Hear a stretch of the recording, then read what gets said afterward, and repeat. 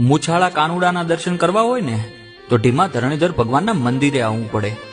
જગતમાંનું એક જ એવું મંદિર કે જ્યાં દ્વારિકાધીશ મૂછો સાથે શોભાયમાન છે. કૃષ્ણ ભગવાનના પ્રમુખ યાત્રા ધામમાંનું એક એટલે ઉત્તર ગુજરાતનું દ્વારિકા સમૂહ બનાસકાંઠા જિલ્લાનું ઢીમા ધરણીધર ભગવાન મંદિર. અહીં પહેલા વરાહ ભગવાનનું મંદિર હતું, જે ઈસવીસન 1353માં અલાઉદ્દીન ખિલજી દ્વારા મૂર્તિ ખંડિત કરવામાં આવે છે. ને જ્યારે તે ઢીમણનાગ દાદાની મૂર્તિ ખંડિત કરવા જાય ત્યારે મૂર્તિમાંથી ભમરા છૂટે અને આખી સેના નાસી ભાગે છે.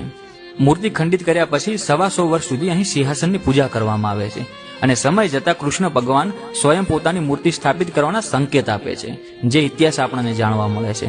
આ વિસ્તારમાં કૃષ્ણ ભગવાનને લોકો શામળિયા કે ધરણીધર ભગવાનના નામે જાણે છે. પૂનમના રોજ બહુ મોટી સંખ્યામાં માનવ મેરામણ ઉમટી પડે અને દીપમાળા ભરવાનો પ્રચલિત રિવાજ પણ જોવા મળે છે. આ વિસ્તારમાં એવું કહેવાય કે જગત આખાની જાત્રા કરો પણ ઢીમા શામળાના દર્શન ના કરો ને તો તમારી જાત્રા અધૂરી ગણાય. અને વાત પણ સાચી.